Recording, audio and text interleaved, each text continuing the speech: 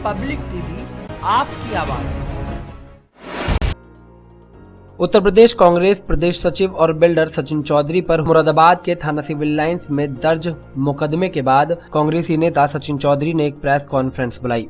Press conference में उन्होंने सरकार पर निशाना साधते हुए कहा कि सरकार उन्हें दूसरा आजम खाना बनाए। दरअसल सिविल लाइन इलाके की रहने वाली बीना नाम की महिला ने एसएसपी प्रभाकर चौधरी के सामने पेश होकर आराध्यम नाम की कंपनी में 3 लाख रुपए मकान देने के नाम पर डिपॉजिट करने का हवाला देते हुए सचिन चौधरी के खिलाफ धोखाधड़ी का मुकदमा दर्ज कराया, जिस पर सफाई देने के लिए कांग्रेसी नेता सचिन चौधरी ने एक प्रेस कॉन्फ्रेंस करके अपनी सफाई पेश की।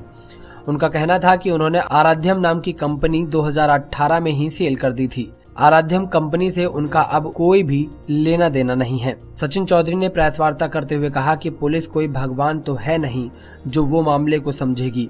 और तो और कांग्रेसी नेता ने ये भी कहा कि वो खुद आराध्यम कंपनी के मालिक के खिलाफ मुकदमा दर्ज कराने को तैयार हैं।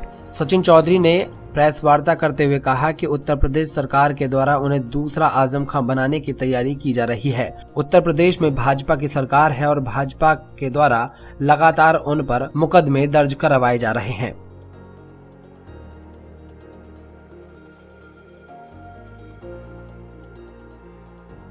बड़ा मेरे बारे में छापा गया कि धोखाधड़ी का मुकदमा लिखा है। मैं ये प्रेस कॉन्फ्रेंस इसलिए कर रहा हूँ कि इस तरह के केस लिखने से पहले उसकी इंक्वायरी हो, जांच हो, किसी को बदनाम ना करें। ये मेरा कहना है सब लोगों से।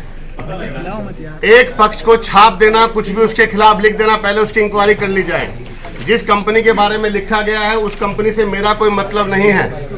ये उसके डॉक्यूमेंट से रजिस्टर जाके देख लीजिए। और दूसरी बात, जिस कंपनी का मसला है उसके मालिकों से जाके बात करिए।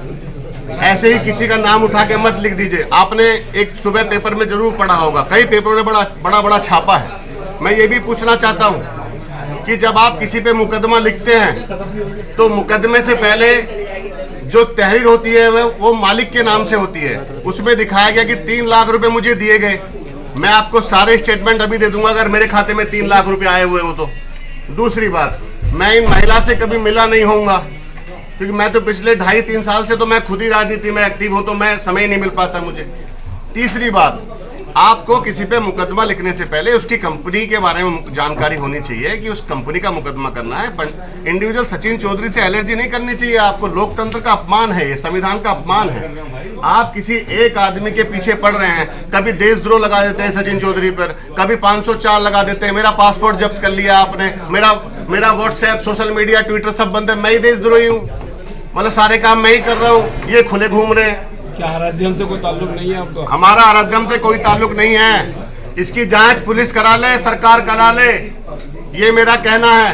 और आगे से अगर आप लोग छापे, मेरा एक निवेदन मैं अपने मीडिया बंधुओं से भी करना चाहता हूँ, कोई भी खबर छापने से पहले एक बार दूसरी पार्टी का भी पक्ष लिया जाए, किसी को ऐसे ही दोषी करार ना कराए। सर, आराध्यम नाम के काफी होर्डिंग आपके लगे थे, आपके फोटो भी देखे गए थे।